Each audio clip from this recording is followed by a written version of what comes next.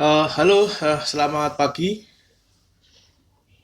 kawan-kawan semua ya. Di sini saya akan bicara mengenai permodelan ya, stabilitas lereng dengan hujan ya menggunakan GeoStudio atau GeoSlope. Jadi sering ditemui ya di Indonesia ya bahwasanya banyak terjadi kelongsoran ya. Eh, Biasanya setelah hujan lebat atau hujan dalam durasi waktu yang lama ya, jam-jaman mungkin sehari mungkin ya, atau mungkin berhari-hari, 3 hari gitu ya. Maka sering dijumpai ya, kelongsoran lereng. Nah, di sini saya akan bicara mengenai gimana sih caranya ya ngemodelin stabilitas lereng ya dengan take into account di hujan. Nah, jadi hujan ini kita akan lihat pengaruhnya ya, apakah hujan dapat membuat instabilitas pada lereng tersebut. Oke ya, kembali ke bahasan awal ya. Kenapa longsor bisa terjadi ya? Karena hujan. Nah, teori dasarnya adalah hal itu dikarenakan karena turunnya ya, metric suction ya pada lereng karena pengaruh infiltrasi air hujan ya. Jadi lereng tanpa adanya atau lereng kering ya, di mana muka airnya tidak pada lereng tersebut, artinya di bawah lereng, maka lereng tersebut mempunyai parameter yang disebut dengan metric suction. Nah, metric suction ini adalah bahasan yang tidak dibahas di atau jarang dibahas ya di undergraduate atau di S1. Biasanya bahasan mengenai metric suction ini dibahas pada ranah S2 atau S3. Nah, di mana metric suction ini akan memberikan kekuatan tambahan pada lereng tersebut ya. Dan jika terjadi hujan karena terjadi pembasahan atau wetting pada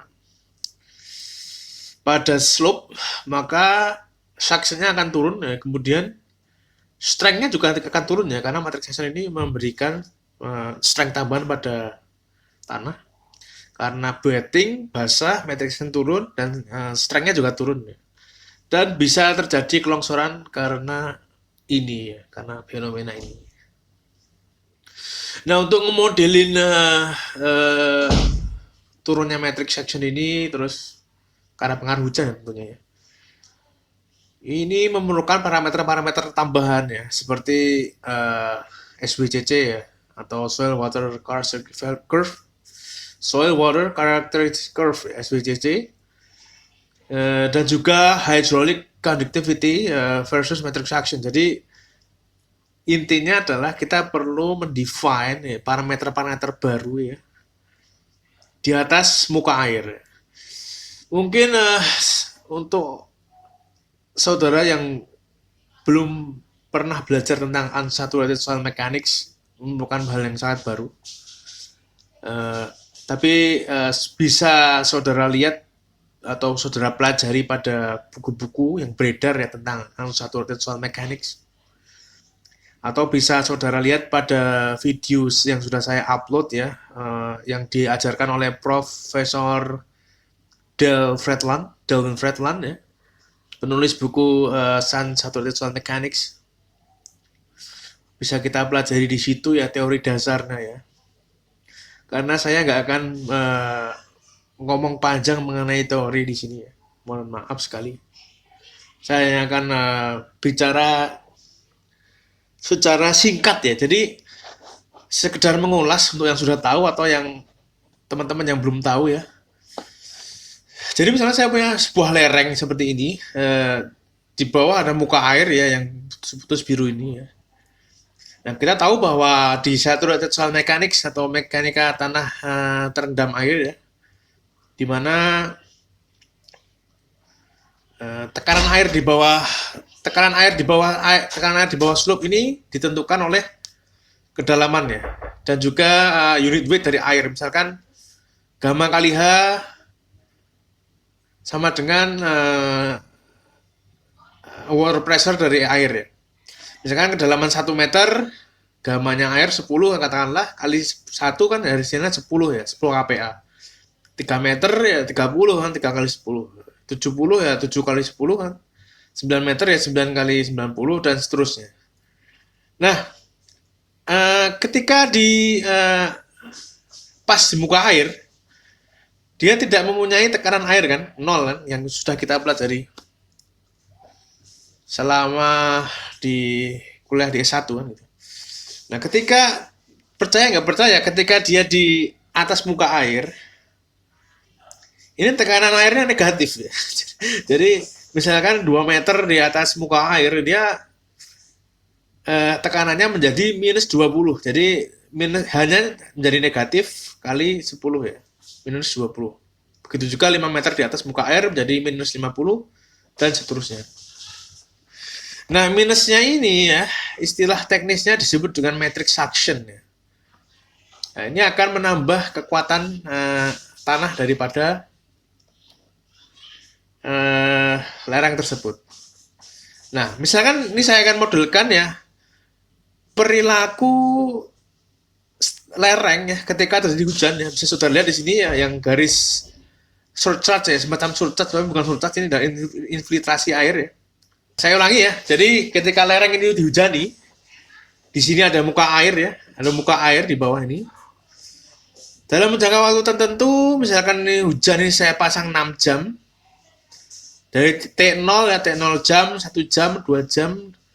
Karena ada infiltrasi air, maka muka airnya juga naik kan ya. Karena ada air yang meresap ke sini, kemudian menambah muka air di bawah sini ya. Oke?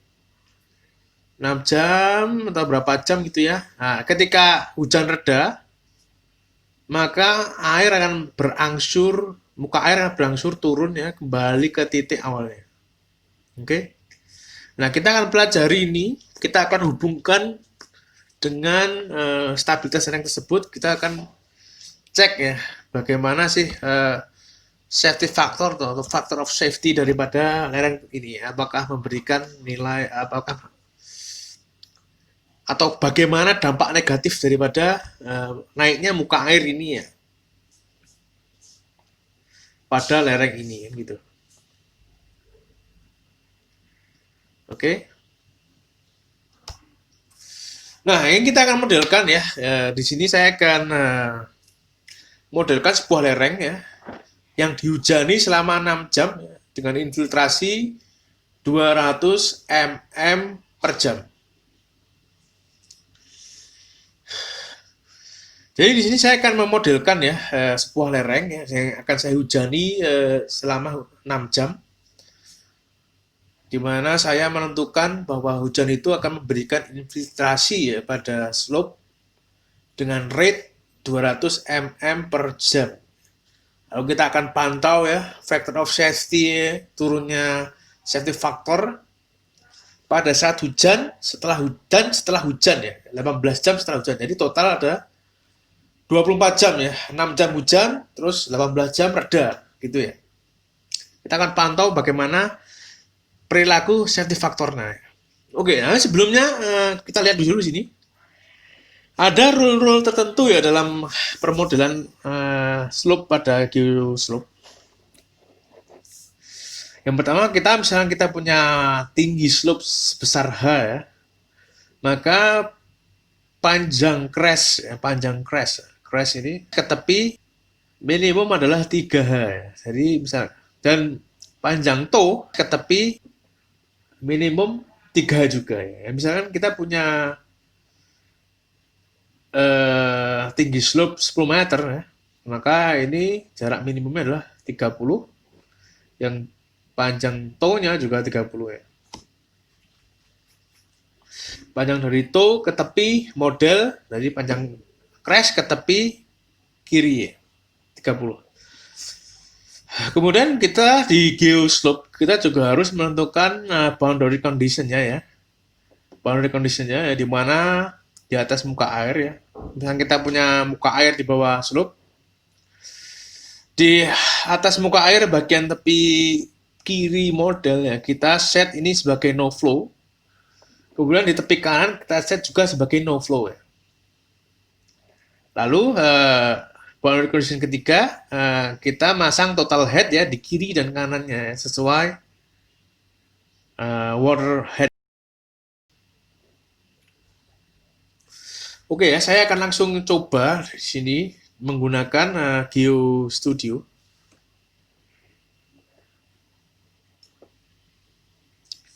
Dalam hal ini saya menggunakan versi 2018 ya.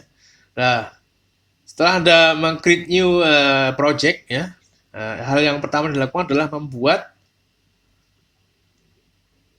ship analisisnya ya. Jadi pertama adalah kita melakukan analisis seepage-nya ya. Dengan jenisnya transient ya. Jadi ada steady state, ada transient. Nah, dalam hal ini untuk hujan kita akan memakai transient. Kemudian di sini ada tap water di sini ya. Initial head pour water pressure condition from ini kita buat water table. Oke, kita buat water table. Kemudian langkah selanjutnya adalah membuka time. Dalam ini kita akan memantau ya 6 jam hujan dan 18 jam reda ya, di mana total adalah 24 jam. Maka duration-nya adalah di sini saya 1 hari ya, atau 1 day di sini, 1 day. Kemudian number of step-nya ya. Jadi saya ingin membuat itu tiap 12 menit. Oke ya, jadi saya akan bagi 1 hari itu menjadi beberapa segmen hitungan. Dalam ini saya bagi 120 step, di mana per step adalah 12 menit ya. Setelah itu, klik close ya. Nah, setelah Anda mendefine seepage analisisnya, selanjutnya kita akan buat geometrinya ya. Geometri dapat dibuat pada tombol ini ya, draw regions ya. Nah, dalam ini saya akan ngasal aja ya. Saya akan ngasal, tapi saya akan nge-apply rule daripada aturan geometri syarat ini. Oke.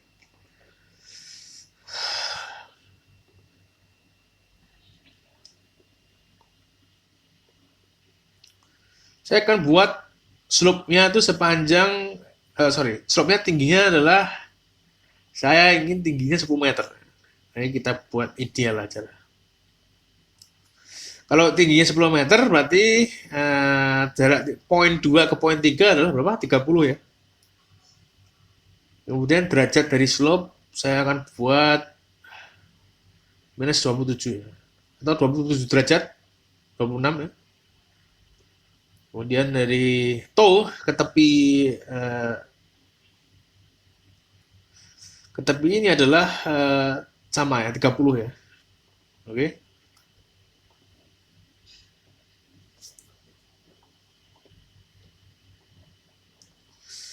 Oke ya, geometri udah kita buat di sini. Setelah itu kita akan define boundary condition-nya. Kemudian klik define, klik boundary condition di sini. Terus langsung kita hapus apa yang ada. Oh, sorry.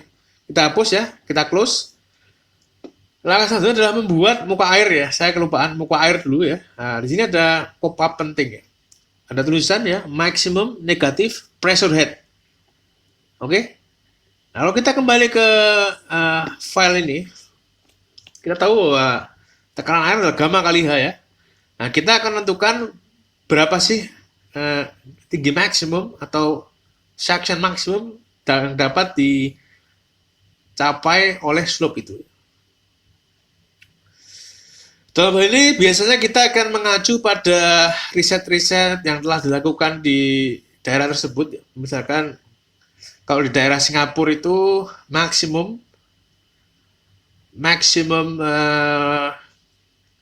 metric suction-nya adalah sekitar 7,5 ya. 7,5 H maksudnya. Jadi maksimum section-nya adalah 75 kPa. Dalam hal ini karena tidak hanya berpengaruh daripada H saja ya, ada juga evaporasi dan lain sebagainya. Itu tergantung daripada penelitian setempat. Dalam ini saya akan ngasal aja ya, karena ini bukan memodelkan daerah setempat, maka saya nggak akan terlalu detail. Kalau di Indonesia sendiri saya kurang tahu juga ya berapa maximum negative pressure head-nya. Nah, kalau saya set 8 di sini, maka suction maksimumnya akan di cap ke minus 80 ya, kPa. Nah, kalau ada misalkan di atas muka airnya adalah 9 meter, berarti kan suctionnya minus 90 kan mestinya. Nah, itu nggak akan minus ke 90, tapi akan di cap ke minus 80 ya. Karena kita sudah tentukan maksimum negatif pressure head-nya. Kita klik OK, lalu kita akan gambar slope-nya ya. Slope, maksudnya slope air, slope air. Saya akan gambar slope airnya. Oke.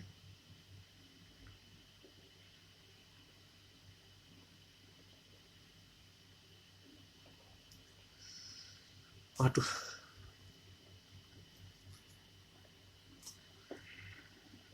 Oke. Saya akan edit bentar sedikit. Saya salah ya. Saya turunkan dikit.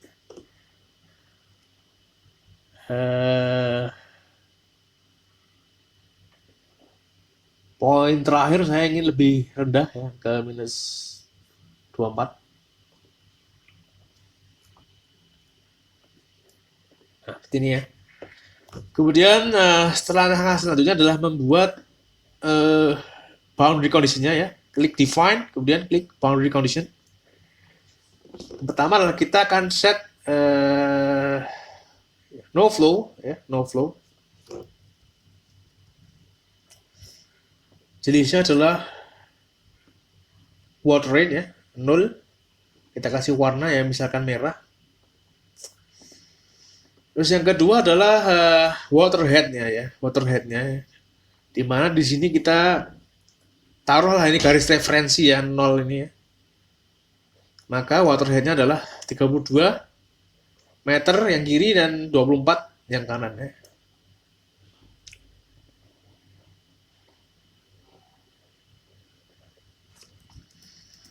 Waterhead kiri 32. Oke. 32. Waterhead kanan kita tentukan jenisnya ya. Water total head 32. Kemudian waterhead kanan adalah 24.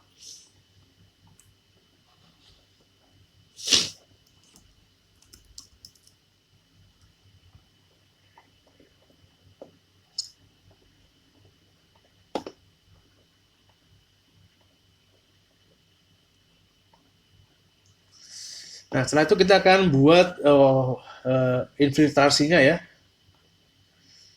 Infiltrasi dapat dibuat di water flux ya, water flux. Filtrasi hujan. Oh iya, ada yang penting di sini ya. Di sini ada, kita kembali ke no flow ya, ke no flow, klik.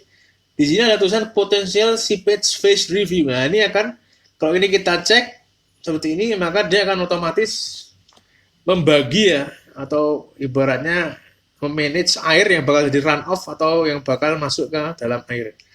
Jangan lupa ngecentang ini ya, no flow, dan yang pada saat infiltrasi hujan juga ada ya di sini ya. Kita centang. Nah, oke. Kita masuk ke parameter hujan ya. Hujan 6 jam 200 mm hour infiltration. So yang di sini kita convert dulu ya 200 mm hour ke meter per second ya. Yaitu meter per secondnya adalah minus 5,5 sebelum pangkat 5 ya. Sebelum pangkat min 5.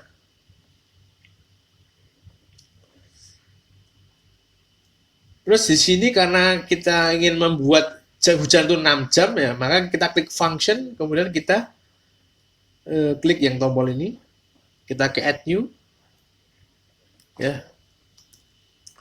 Kemudian di sini tipenya bisa supply ya, taruhlah supply ya. Kemudian kita akan add secara manual aja lah ya. Jadi kita kalau ini rate hujannya ya T0 sampai T6, maka kita bisa add pada bagian sudut-sudutnya aja ya. Ini, dan ini. Dalam hal ini, kalau yang tabel ini kan hitungnya 1 jam ya. 1 hour jika.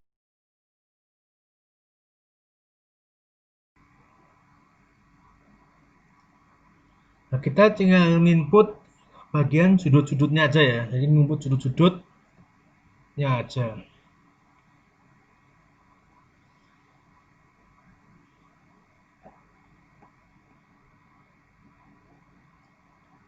Nah, oke, kita input pertama 0 dan 0,0056. Kemudian sudut yang atas ke 0. Di mana T5 sama 0,2083.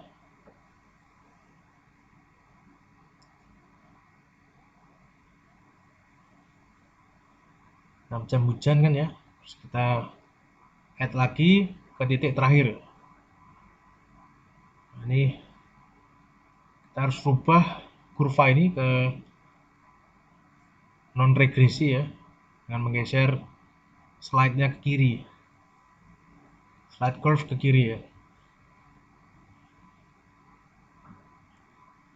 Hasilnya seperti ini ya, yang saya inginkan.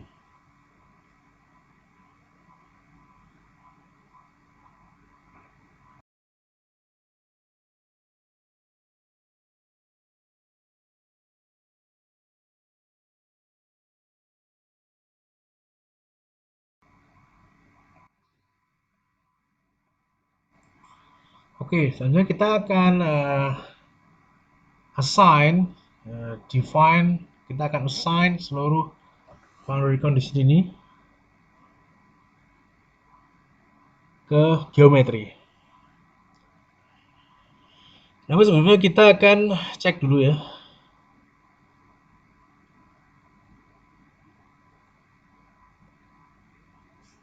Cek boundary condition dulu. Jangan lupa untuk mengassign seluruh parameter yang sudah kita define. Nah, di sini ada tombol draw boundary condition untuk nge-assign boundary conditionnya. Namun sebelumnya saya akan membuat titik pada muka air bagian kiri dan muka air bagian kanannya. Oke, setelah itu kita akan assign boundary conditionnya pada tombol itu. Kita akan klik no flow, kemudian waterhead-nya, kemudian infiltration-nya ya, kita tinggal klik pada bagian atas geometrinya. Oke, setelah itu kita akan define materialnya. Kita akan define materialnya ya. Dalam hal ini saya udah buat parameternya tanah pasiran ya, untuk tanah pasiran.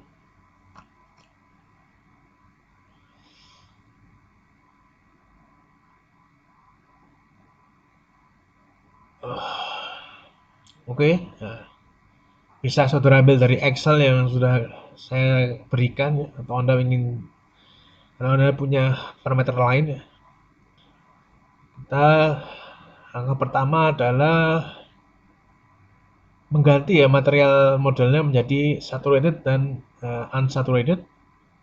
Kemudian kita assign volumetric water content-nya ya versus metric section-nya.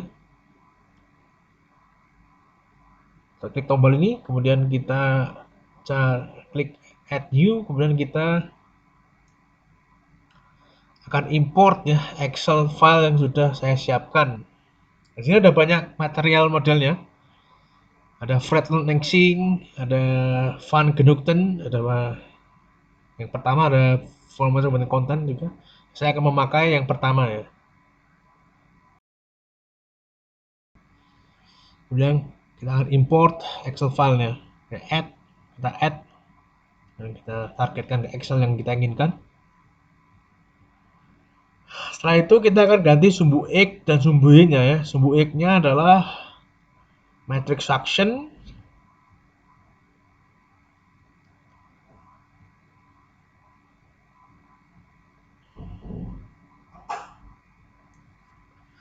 Sumbu Y-nya adalah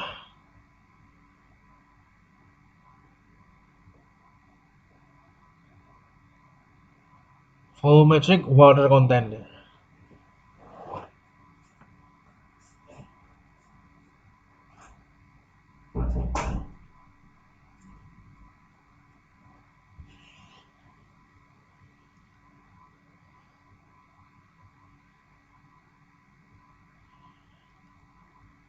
Oke, setelah itu kita akan atur sedikit logarithmic curve-nya. Nah, ini adalah kurva yang kita inginkan ya di atas muka air untuk parameter volumetric water content versus matrix suction-nya ya.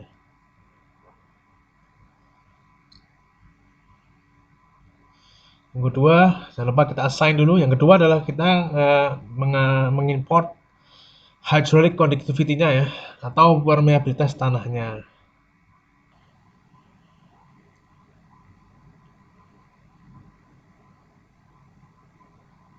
Oke, kita akan add hydraulic conductivity-nya, kita add new, kita rename K. Kemudian kita akan import Excel file kita.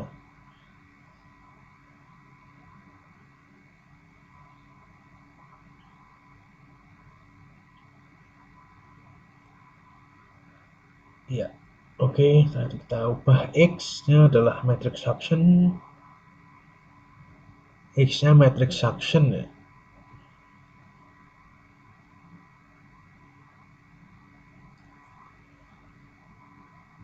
Y-nya adalah water X conductivity.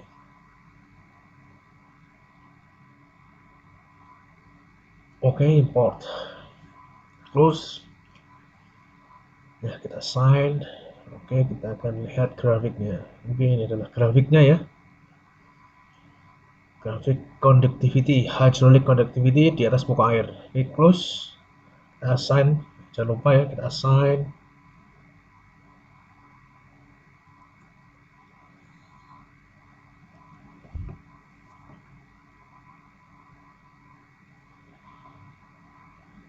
Kemudian kita akan assign materialnya ke dalam geometrinya.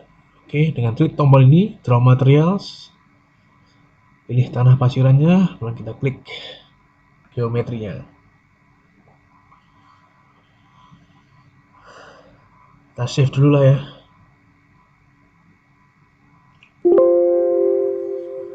Kita save. Setelah kita save, kita akan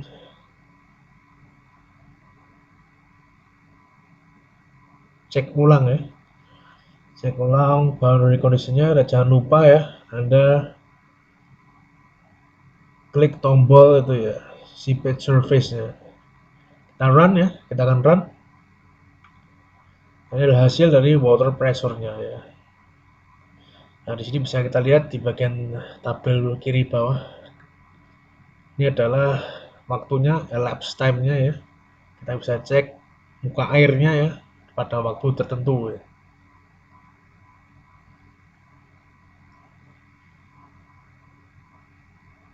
Kita punya 6 jam hujan ya, kemudian kita pantau sampai 1 hari ya, 1 day, 1 day.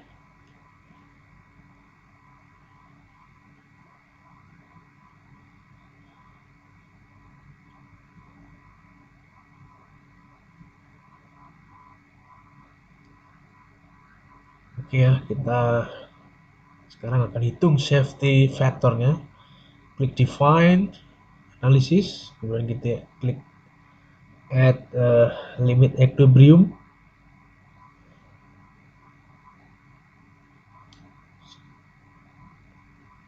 Ya.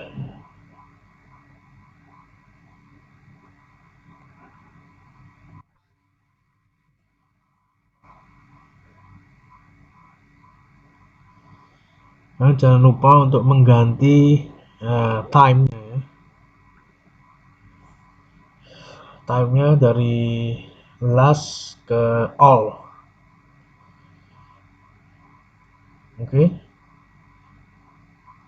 Terus, nah ini adalah pseudostatik ya untuk perhitungan gempa ya. Dalam hal ini saya nggak akan hitung gempanya. Kemudian ada faktornya untuk partial factor itu untuk penggunaannya, misalkan Eurocode atau LRFD dan sebagainya. Kemudian kita klik jenis analisisnya, saya pilih grid and radius. Kemudian untuk tension correct, saya nggak pakai tension correct ya. Kemudian untuk metode analisis, saya akan menggunakan Bishop. Ya, kita akan Bishop. Oke, sekarang kita akan assign materialnya. Dalam ini kekuatan materialnya ya. Kita punya jenisnya more column ya, extended more column model ya.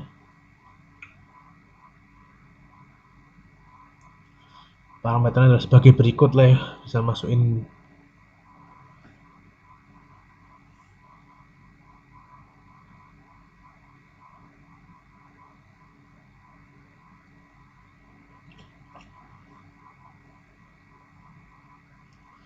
kemudian suctionnya ya, ini penting, VB nya 20 ya. Oke, inilah parameter unsaturated nya. Kemudian yang terakhir ya adalah advance ya. Di sini saya akan membuat unit weight di atas muka air mengikuti proporsi volumetric water contentnya. Dalam ini kita ada assign tabel ya pada si page analisis yang tadi kita define VWC-nya. Kita pakai tabel itu untuk analisis di limit equilibrium lerengnya. Oke, kita assign. Kemudian kita akan buat slip surface grid-nya ya.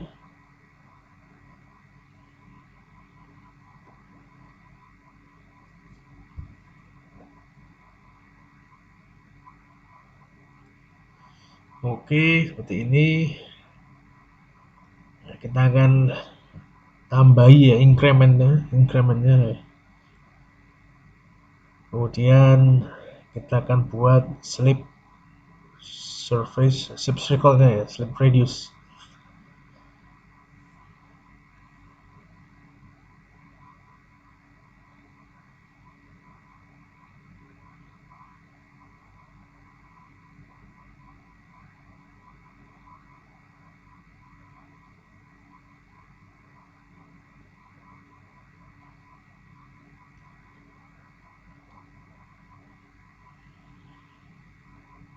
Oke. Setelah itu kita save. Lalu kita akan analisis ya stabilitas lereng safety faktornya.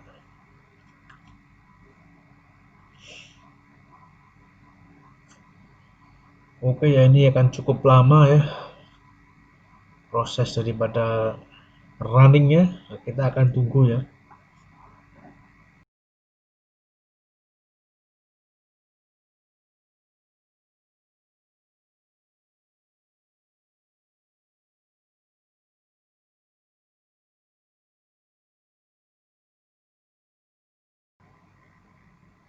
Oke, hampir selesai ya analisisnya. Oke, selesai. Bisa saudara lihat di sini adalah safety factor ya, stabilitas lereng ya.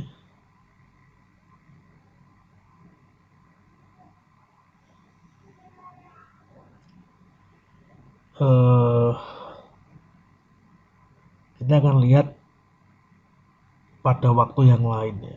Misalkan kita akan lihat perubahan safety factor pada tiap waktu ya. Dalam hal ini adalah pengaruh hujan meningkatkan groundwater levelnya. Tapi kita bisa lihat overview ya dari semua waktu ya safety faktornya. Nah, ini dia. Ini ada tombol ya, klik graph, klik aja. Nah, disitu ada safety faktor yang sudah ditabelkan sepanjang waktu ya. Nah, ini hujan, kemudian dia akan naik setelah hujan reda akan naik ya safety faktornya. Kita lihat, nah ini adalah penurunan karena hujan.